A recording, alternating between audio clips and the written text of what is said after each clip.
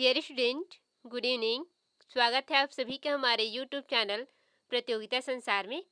आज का हमारा अध्ययन विषय है प्रादेशिक नियोजन और विकास, और इसमें हमारा जो अध्ययन टॉपिक या क्वेश्चन है वो है भारत में प्रादेशिक विकास की समस्याओं और संभावनाओं पर निबंध लिखिए, या भारत में प्रादेशिक विकास की समस्याएं और संभावनाएं।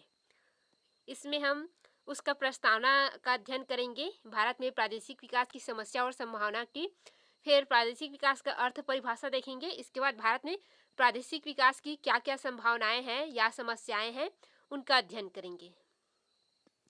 तो चलिए क्लास स्टार्ट करते हैं। सबसे पहले हम देखते हैं प्रस्तावना।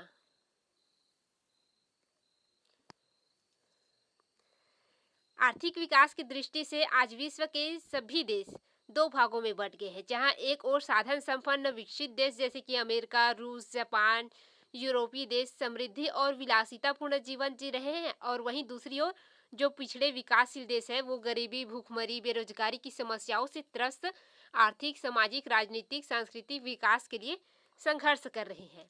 ठीक उसी प्रकार एक देश के कई राज्यों में भी इस प्रकार की समस्याएं देखने को मिलती है। उन देश के क्षेत्र में भी इस प्रकार की समस्याएं, विषमताएं, सामाजिक विषमता, राजनीतिक अस्थिरता, ये सभी देखने को मिल जाता है।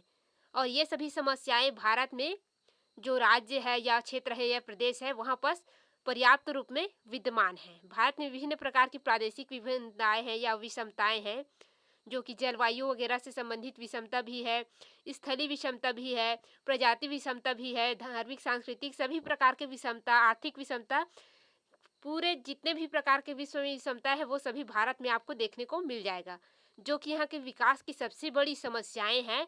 और इन्हीं में विकास की संभावना भी छुपी हुई है, जिसे हमें इसमें बताना है। तो चलिए विकास की अर्थ और परिभाषा क्या होता है ये देख लेते हैं। तो इसमें प्रादेशिक विकास से तात्पर्य है किसी प्रदेश की आर्थिक वृद्धि, सामाजिक उन्नति, राजनीतिक परिपक्वता तथा पारिस्थितिक संतुलन के संदर्भ में एक प्रादेशिक तंत्र की गुणवत्ता को अभिव्यक्त करता है। यानी कि इसमें कहा गया है कि कोई भी प्रदेश हो उसकी आर्थिक, सामाजिक, राजनीतिक, ये सभी उन्नति वहाँ की जो पारिस्थितिक परितंत्र की जो गुणवत्ता है उसको दर्शाता है कि वहाँ पर कितना विकास हुआ है, कितना संतुलन है, इसको दर्शाता है। जैसे कि भारत को देखें हम तो उनकी सामाजिक, आर्थिक, राजनीतिक दशा को देखते हैं तो उसमें पर्याप्त विभिन्नता दिखाई देता है, जो वहाँ की गुणवत्ता को अभिव्यक्त करता है। यह है प्रादेशिक विकास की अर्थ या परिभाषा। अब हम देखते हैं भारत में प्रादेशिक विकास की समस्याएं एवं संभावनाएं। तो पहले टॉपिक को देख लेते हैं, उसके बाद उसकी व्याख्या का अध्ययन करेंगे। आप इसे फुल बैकग्राउंड में देखेंगे, नहीं तो ये आपको छोटे छोटे दिखाई देगा तो समझ में नहीं आ पाएगा। और यदि कुछ धुंधला दिखाई दे तो आप अपने जो वीडियो है यूट्यूब, उसका जो सेटिंग है उसमें क्वालिटी को हाई क्वालिटी का रखिए, तभी ये एकदम साफ दिखाई देगा। कुछ लोग क्या करते हैं, जो यूट्यूब का सेटिंग है उसको, जो वीडियो का क्वालिटी है उसको लो रख देते हैं या मध्यम रखते हैं, जिसकी वजह से उनको वीडियो जो है ब्लर दिखाई देता है, तो वो मोबाइल की सेटिंग की वजह से होता है। तो क्लास आगे बढ़ाते हैं। भारत में प्रादेशिक विकास की समस्याएं एवं संभावनाएं। तो ये कौन कौन सी समस्याएं हैं और विकास की संभावनाएं हैं वो है इस प्रकार से। फर्स्ट है ऐतिहासिक कारक से संबंधित समस्या एवं संभावना। आप सभी को पता है कि भारत पहले क्या था, गुलाम था, जो कि आज़ाद हुआ है। तो भारत में जो इस समय गुलामी थी उस समय क्या हुआ, पक्षपातपूर्ण विकास हुआ है, और उन्हीं पक्षपात में भी विकास की संभावना छुपी हुई है। तो इनका अध्ययन करेंगे आगे। फिर है भौगोलिक कारक संबंधित समस्याएं एवं संभावनाएं। भारत क्या है, तीन ओर से महासागरों से घिरा हुआ है और एक और स्थलीय सीमा है। तो इन सभी समस्याएं और संभावनाएं का अध्ययन करेंगे। फिर है भारत में स्थानीय फायदे के दृष्टिकोण की समस्या एवं संभावना। आप सभी को पता है कि भारत में ज़्यादातर क्षेत्र में स्थानीय फायदे को दृष्टि में ध्यान रख करके योजनाओं का क्रियान्वयन किया जाता है। किसी स्थान जैसे कि कोई प्रदेश ले लेते हैं, जैसे कि दिल्ली प्रदेश ले लिए या उत्तर प्रदेश ले लिए, तो वहाँ के जहाँ पर संसाधन विकास की जो व्यवस्था है अधिक है, उन्हीं क्षेत्र में योजना जो है अधिक लागू होगा, और जिन क्षेत्रों में कमी है उन क्षेत्रों में नहीं होगा। तो इसको कहते हैं स्थानीय फायदे के दृष्टिकोण। जो लोग विकास की व्यवस्था ज़्यादा है वो लोग उसे अपने ओर खींच लेते हैं। फिर है आर्थिक समृद्धि की समस्याएं एवं संभावनाएं। तो आर्थिक समृद्धि की समस्याएं एवं संभावनाएं भी ये क्या है, प्रादेशिक विकास के नियोजन एवं विकास की समस्या है। जिन क्षेत्रों में आर्थिक व्यवस्था अधिक है उन क्षेत्रों में क्या है, विकास की संभावनाएं अधिक है, और जिन क्षेत्रों में आर्थिक समृद्धि की समस्या जो है बहुत अधिक है, यानी कि आर्थिक स्थिति उनकी कमजोर है, वह बस विकास की संभावना बहुत कम है, इसको दर्शाता है। फिर है योजना तंत्र की विफलता की समस्या और संभावनाएं। तो आप सभी को पता है कि भारत क्या है, एक ग्रामीण देश है जिसमें अशिक्षित, बेरोजगारी, भूखमरी ये सभी समस्याएं पर्याप्त रूप से विद्यमान है। तो इसमें क्या हो रहा है, जो भारत सरकार की योजना तंत्र है वो कुछ क्षेत्रों में सफल हो रही है और कुछ क्षेत्रों में विफल हो रही है। तो इसकी समस्याएं क्या है और इसकी सफल होने की क्या संभावना है और विफलता की क्या संभावना है, इसका अध्ययन करेंगे। फिर नेक्स्ट टॉपिक है कुछ क्षेत्रों में हरित क्रांति के प्रभाव का सीमांतीकरण की समस्या एवं संभावना। भारत में उन्नत किस्म के बीज और आधुनिक कृषिकरण की जो नियम लागू किया गया था, जिसे हरित क्रांति कहा जाता है, इसका प्रभाव कुछ क्षेत्रों में ही सीमित रह गया है, पूरे भारत में लागू नहीं हुआ है, जिसकी वजह से प्रादेशिक जो असमानता है वो अधिक बढ़ गया। फिर है पिछड़े राज्यों में सहायक उद्योगों की वृद्धि का अभाव की समस्या एवं संभावना। तो पिछड़े राज्यों में क्या है, जो छोटे छोटे कुटीर उद्योग है जो बड़े उद्योगों की सहायता करता है या संभावना बनता है, उनकी वृद्धि की अभाव है, क्योंकि जो पिछड़े राज्य वगैरह है वो क्या करते हैं, वहाँ पर आर्थिक वगैरह की कमी की वजह से या बड़े बड़े उद्योगों की जो प्रतिस्पर्धा है उनकी वजह से छोटे छोटे उद्योगों को छोड़ देते हैं और कहीं और पलायन कर लेते हैं नगरीय क्षेत्र में, जिसकी वजह से ये समस्याएं बन गई है और उनके विकास की क्या संभावना है, इनका भी उसमें अध्ययन करेंगे। फिर है पिछड़े राज्यों में औद्योगिक विकास की प्रेरणा का अभाव की समस्या। वहाँ पर वो लोग उद्योग इसलिए छोड़ते हैं क्योंकि वहाँ पर प्रेरणा का अभाव रहता है, इसकी वजह से। तो यदि प्रेरणा का जो अभाव है उसमें यदि कुछ सुझाव आए, कुछ समाधान मिले, तो वो वहाँ पर संभावना भी बढ़ जाएगी। फिर है राजनीतिक अस्थिरता की समस्या एवं संभावना। तो भारत के कुछ प्रदेशों में क्या है, जहाँ पर केंद्र की सरकार बनती है वहाँ पर विकास बहुत अधिक होता है, और जहाँ पर केंद्र की सरकार नहीं बनती जिन राज्यों में, वहाँ पर विकास कम होती है। कुछ सरकार, राज्य सरकार ऐसे होते हैं जो केंद्र की सहायता नहीं लेना चाहते, केवल अपनी सरकार ही चलाना चाहते हैं, और कुछ राज्यों में केंद्र सरकार अपनी सहायता नहीं देते क्योंकि वहाँ पर उनके सरकार नहीं बने हैं। ये भी क्या है, सबसे बड़ी समस्या है, और इसकी क्या संभावनाएं हैं इसका भी अध्ययन आगे करेंगे हम व्याख्या में। फिर है सामाजिक जागरूकता के स्तर में अंतर की समस्या एवं संभावना। तो जिन क्षेत्रों में शिक्षित लोग अधिक रहते हैं उन क्षेत्रों में सामाजिक जागरूकता अधिक है, और जिन क्षेत्रों में ग्रामीण क्षेत्रों वगैरह को ले ले वहाँ पर शिक्षा का स्तर कम है, इस वजह से वहाँ पर सामाजिक जागरूकता भी कम है।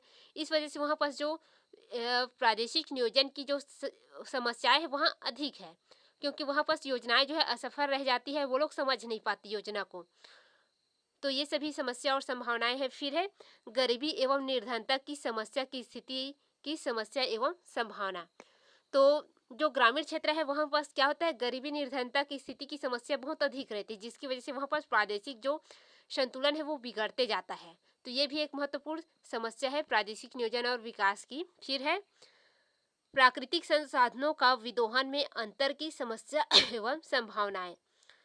तो आप सभी को पता है कि भारत के विभिन्न क्षेत्रों में विभिन्न प्रकार के संसाधन उपलब्ध है, और वहाँ पर संसाधनों का कहीं पर अधिक उपयोग हो रहा है तो कहीं पर कम उपयोग हो रहा है, तो कहीं पर जिस क्षेत्र का संसाधन है उस क्षेत्र के लिए ही उपयोग नहीं हो रहा है, उसे बाहर निर्यात किया जा रहा है। जैसे कि छत्तीसगढ़ में ही ले ले, तो छत्तीसगढ़ में उत्तम किस्म का कोयला पाया जाता है, जिसका क्या किया जाता है, बाहर जापान में निर्यात किया जा रहा है, वो भी कौड़ी के भाव में।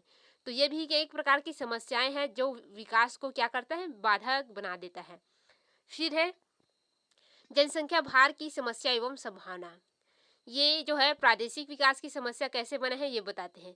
भारत में क्या है, कुछ क्षेत्रों में जहाँ पर नगरीकरण अधिक हुआ है, यहाँ जहाँ पर सुविधाएं अधिक है या जहाँ पर उपजाऊ मिट्टी है वहाँ पर जनसंख्या भार अधिक है, और जहाँ पर कम उपजाऊ मिट्टी है या पठारी क्षेत्र वगैरह है वहाँ पर क्या है, जनसंख्या भार कम है। तो जहाँ पर जनसंख्या भार अधिक है वहाँ पर क्या हो रहा है, जीवन स्तर घटते जा रहा है, क्योंकि लोग वहाँ पर और भी जाते जा रहे हैं वहाँ की स्तर को देखते हुए, और संभावनाएं जो है वो क्या होती जा रही है, क्षीण होती जा रही है, क्योंकि जनसंख्या का भार बढ़ते जा रहा है, बढ़ते ही जा रहा है, बढ़ते ही जा रहा है, वो घटने का नाम ही नहीं ले रहा है।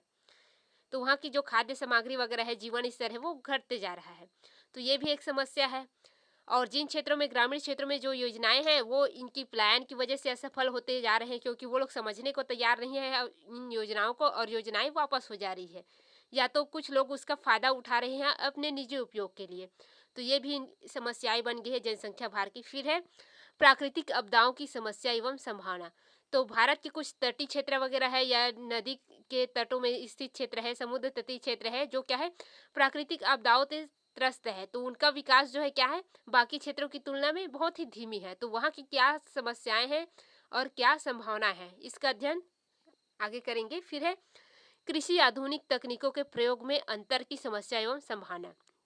तो आप सभी को पता है कि जो हरित क्रांति है उसका तो कुछ क्षेत्रों में संकेंद्रीकरण हो गया है, लेकिन बाकी के जो क्षेत्र है वहाँ पर क्या अभी भी परंपरागत तरीके से ही कृषि कार्य की जा रही है।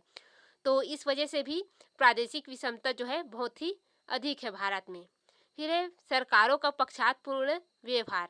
जो सरकार है वो क्या करते हैं, जो नगरीय क्षेत्र है वहाँ पर विकास की सुविधाएं अधिक होने की वजह से जो योजनाएं हैं वहाँ पर ज़्यादा लागू करते हैं, और जो पिछड़े क्षेत्र हैं वहाँ पर जो विकास की सुविधाएं कम है, इसकी वजह से वहाँ पर निवेश वगैरह कम करते हैं, पूंजी वगैरह का विकेंद्रीकरण कम करते हैं, जिसकी वजह से वहाँ पर जो विकास की संभावनाएं हैं वो धीमी दर रहता है। तो ये भी क्या है एक समस्या है। फिर है शिक्षा के स्तर की समस्या एवं संभावनाएं। तो ग्रामीण क्षेत्रों में आप सभी को पता है कि शिक्षा का स्तर निम्न है, और नगरीय क्षेत्रों में या शहरी क्षेत्रों में शिक्षा का स्तर अधिक है। तो ये भी क्या हो रहा है, भारत में प्रादेशिक विकास की समस्या का एक महत्वपूर्ण कारण है। तो इसका व्याख्या देखते हैं, चलिए। सबसे पहले ऐतिहासिक कारक संबंधी समस्या एवं संभावनाएं। तो भारत में प्रादेशिक विषमता की ऐतिहासिक कारक से संबंधित समस्या एवं संभावना का अध्ययन करते हैं। ऐतिहासिक रूप से भारत में क्षेत्रीय संतुलन ब्रिटिश शासन से प्रारंभ हुआ है, और ब्रिटिश शासकों के साथ साथ जो उद्योगपति है उन्होंने देश के केवल उन क्षेत्रों में ही निर्धारित क्षेत्र विकसित करना शुरू किया जो अपने हित के अनुसार समृद्ध उत्पादन और व्यापारिक गतिविधियों के लिए समृद्ध क्षमता रखने वाले थे, यानी कि विकसित क्षेत्र को ही उन्होंने चुना, और बाकी के क्षेत्र पिछड़े के पिछड़े ही रह गए। उदाहरण के लिए ब्रिटिश उद्योगपतियों ने जो पश्चिम बंगाल है, महाराष्ट्र राज्य वगैरह है, और उनके साथ विशिष्ट रूप से जो शहर है जैसे कि कोलकाता, मुंबई, चेन्नई, इन्हीं को अपने पसंद में रखा और यहीं पर विकास अधिक किया, जिसकी वजह से ये आज महानगर बन गए हैं और बाकी क्षेत्र पिछड़ गए हैं। तो उन्होंने इन शहरों और आसपास के सभी उद्योगों को ध्यान में रखते हुए देश की बाकी हिस्सों को पिछड़ने के लिए छोड़ दिया। तो ये भी क्या है, ये ऐतिहासिक कारक जो है भारत में प्रादेशिक विकलता का सबसे बड़े कारण है, क्योंकि सबसे पहला कारण यही है, प्रादेशिक विषमता लाया जो भारत में, उसका खाई बना दिया। हालांकि इस विषमता को जो भारत सरकार है वो पंचवर्षीय योजना के अनुसार संतुलित करने का प्रयास कर रहे हैं, किंतु उनके प्रयास भी निरंतर जारी है। फिर भी वो क्षेत्र पिछड़े के पिछड़े रह गए, क्योंकि जो विकसित क्षेत्र है वो और भी विकसित होते जाता है योजनाओं के लागू होने की वजह से, और जो पिछड़ा क्षेत्र है उसमें विकास की दर तो धीमी रहता है, उससे पिछड़ा ही रहेगा वो कितना भी विकास कर ले। ये नियम लागू होता है पिछड़े क्षेत्रों में।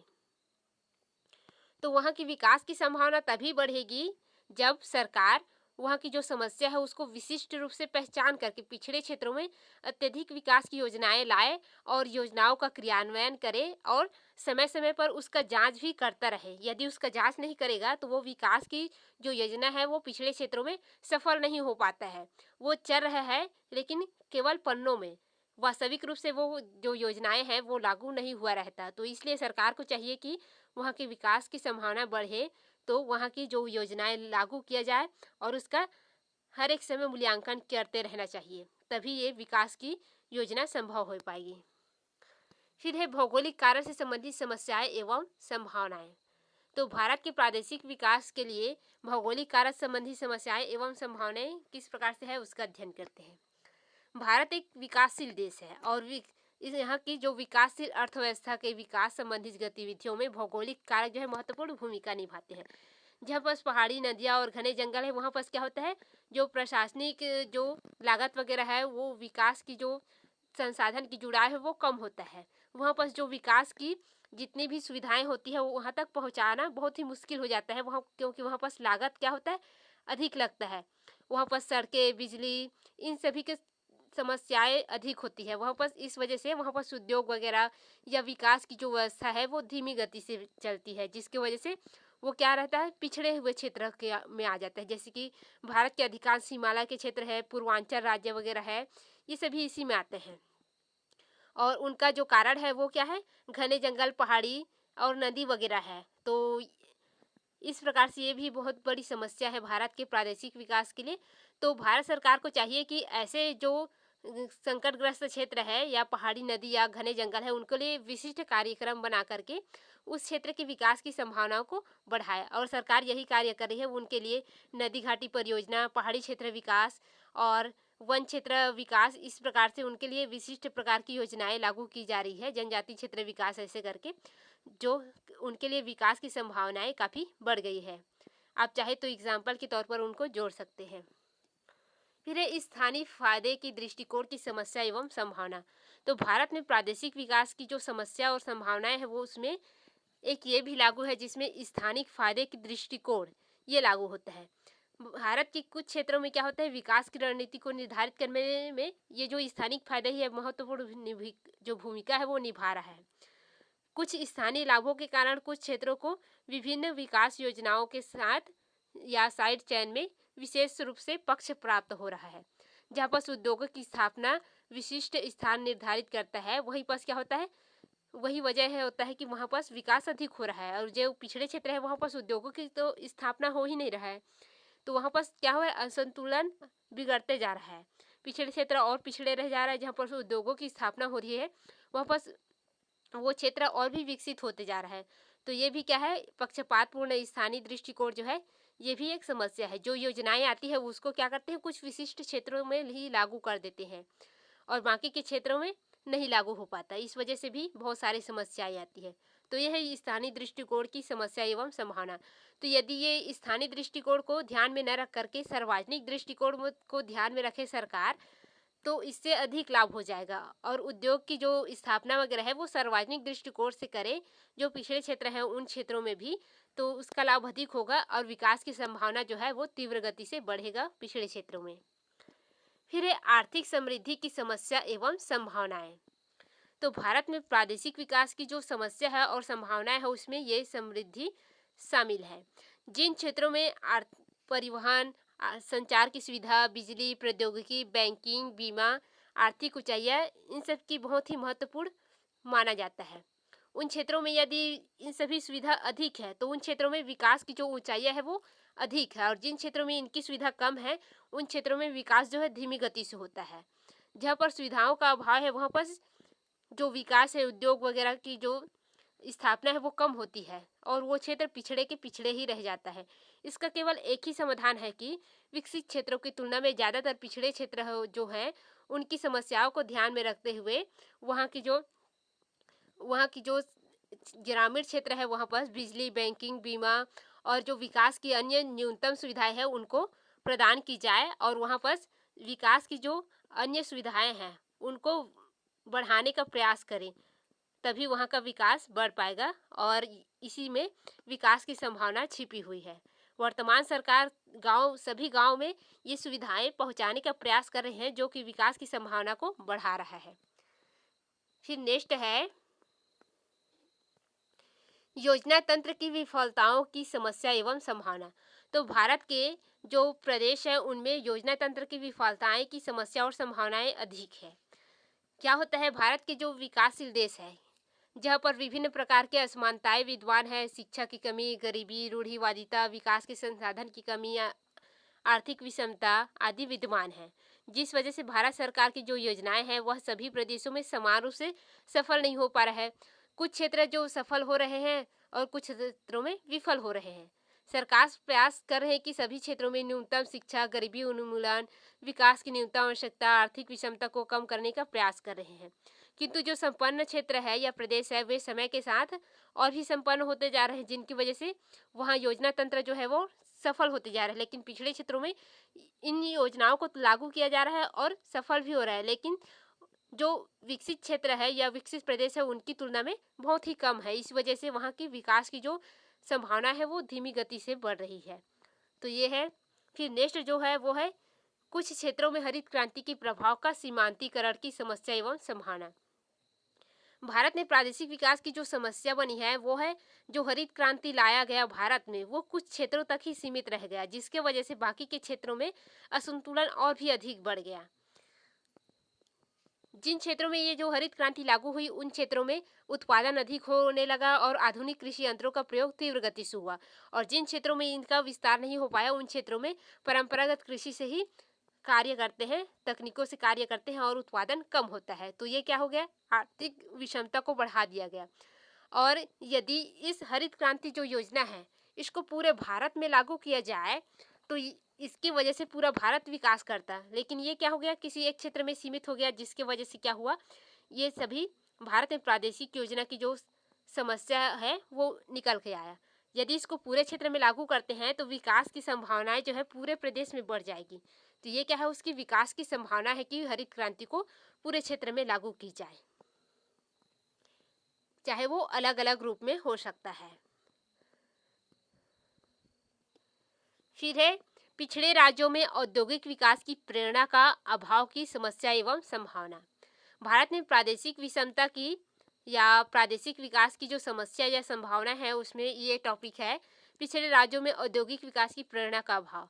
जो पिछड़े राज्य है या पिछड़े क्षेत्र है वहाँ पर क्या हो रहा है, सरकार तो वहाँ के विकास को बढ़ाने के लिए उद्योग की स्थापना कर रहा है, जैसे कि राउरकेला, बरौनी, भिलाई, ये उद्योग वहाँ पर स्थित है, लेकिन इन उद्योगों के लिए सहायक उद्योग जैसे कुटीर उद्योग वगैरह है उसकी स्थापना नहीं हो पा रही है इनकी प्रतिस्पर्धा की वजह से, जिसकी वजह से पिछड़े क्षेत्र है वहाँ पर क्या हो रहा है, विकेंद्रीकरण की दृष्टि से पालन नहीं हो पा रहा है।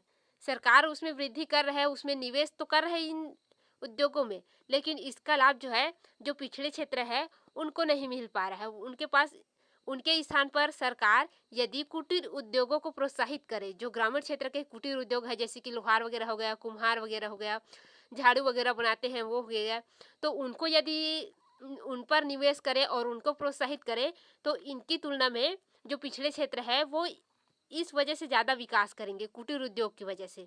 तो ये क्या है, कुटीर उद्योग जो है ग्रामीण विकास की या पिछड़े क्षेत्र की विकास की संभावनाएं हैं। फिर नेक्स्ट टॉपिक है वो है राजनीति की स्थिरता की समस्या एवं संभावना। तो भारत में जो प्रादेशिक विकास है उसमें सबसे बड़ी समस्या और संभावना है राजनीतिक अस्थिरता। भारत में क्या होता है, जहाँ पर केंद्र का सरकार बनता है वहाँ पर क्या होता है,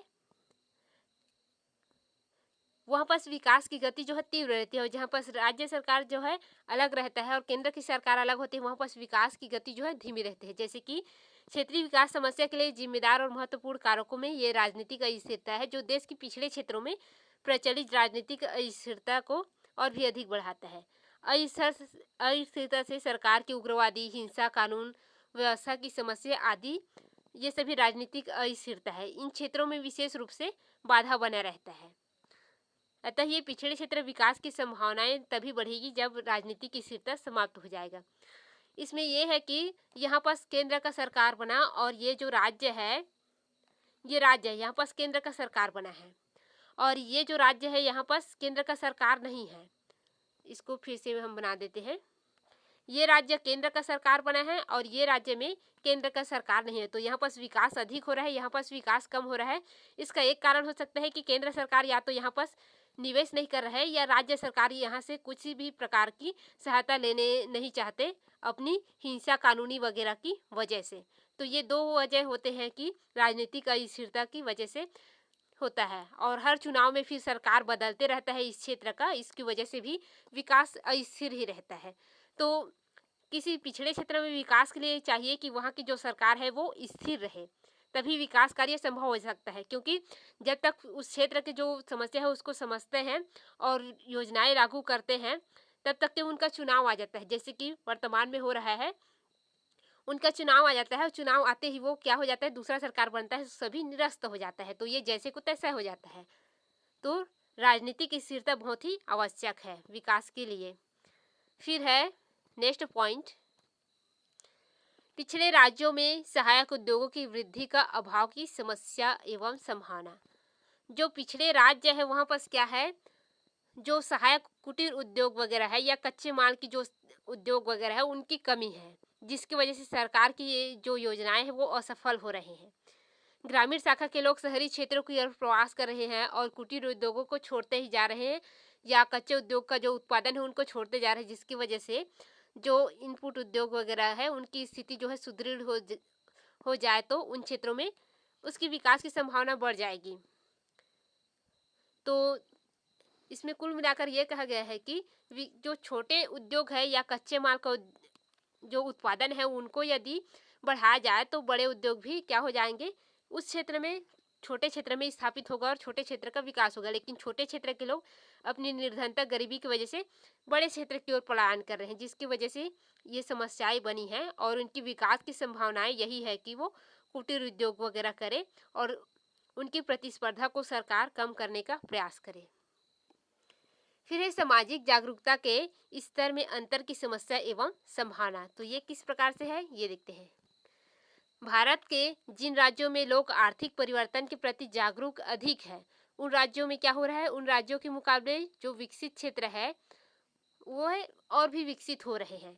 जहाँ जनता और दूसरी ओर जहाँ जनता भाग्यवादी, परंपरावादी तथा परिवर्तन के प्रति जागरूक नहीं है, अशिक्षित है, वहाँ पर विकास धीमी गति से हो रहा है। वहाँ पर सरकार की जो कार्यक्रम है वो विफल होते जा रहे हैं, क्योंकि वो लोग समझने में असफल है। वो लोग परंपरावादी और भाग्यवादी है, वो भाग्य पर निर्भर करते हैं इस वजह से।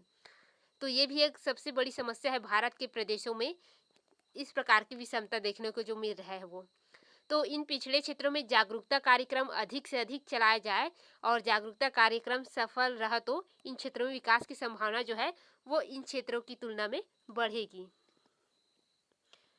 फिर नेक्स्ट जो टॉपिक है वो है भारत में गरीबी और निर्धनता की स्थिति की समस्या एवं संभावना है। तो भारत के प्रादेशिक विकास की जो समस्या संभावना है इसमें महत्वपूर्ण टॉपिक है ये गरीबी निर्धनता की स्थिति की समस्या एवं संभावना। जिन क्षेत्र में यानी कि भारत देश की जिन क्षेत्रों में गरीबी निर्धनता अधिक है वहाँ की विकास की गति क्या है, धीमी है। जबकि आर्थिक दृष्टि से समृद्ध क्षेत्र है या पूंजी क्षेत्र निर्माण वाले क्षेत्र है या बचते वाले क्षेत्र है वो क्या है, आर्थिक गति से तेज बढ़ रही है और इससे गरीबी और गरीब में जा रहा है और अमीरी में चलते जा रहा है, यानी कि अमीर होते जा रहा है। उससे गरीबी और अमीरी की खाई जो है वो या दूरियां जो है बढ़ती जा रही है। इसकी वजह से सरकार को चाहिए कि उन क्षेत्रों पर अधिक ध्यान दे जो गरीबी और निर्धनता में जीवन व्यतीत कर रहे हैं, वहाँ के जीवन स्तर को ऊंचा उठाने का प्रयास करे और यह योजना को लगातार मूल्यांकन करते रहे जो योजना उन्होंने वहाँ पर लागू किया है और उनका मूल्यांकन करके यह पता लगाए कि वो वहाँ पर योजना क्यों विफल हुआ है और किन कारणों से विफल हो रहा है और कितनी सफलताएं मिली है। इसके बाद ही वहाँ की विकास की संभावनाओं को पहचान पाएंगे। तो यह है विकास की समस्या एवं संभावनाएं। फिर है नेक्स्ट जो टॉपिक है वो है भारत में प्रादेशिक विकास की समस्याएं एवं संभावनाएं में प्राकृतिक संसाधनों का विदोहन में अंतर।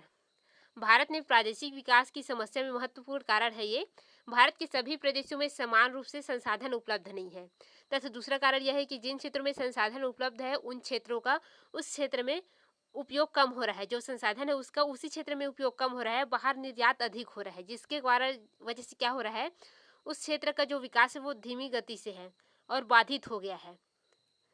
सरकार को चाहिए कि वह जिस क्षेत्र का संसाधन है उसका उसी क्षेत्र में अधिक से अधिक उपयोग करे और आसपास के क्षेत्र को भी जो पिछड़े हैं उनको विकसित करें, ना कि निर्यात करें। लेकिन सरकार क्या कर रहा है, उसको निर्यात कर रहा है। जैसे कि छत्तीसगढ़ में आप सभी देखे होंगे अभी को जो जो कोयला का क्षेत्र है, बहुत सारे 1 लाख पेड़ काटे गए, 2 लाख पेड़ काटे गए हैं और वहाँ के क्षेत्र से कोयला को निर्यात किए जाने वाले थे। तो ये भी क्या है, सबसे बड़ी समस्या है वहाँ से। तो इस प्रकार की है। फिर है जनसंख्या भार की समस्या एवं संभावनाएं।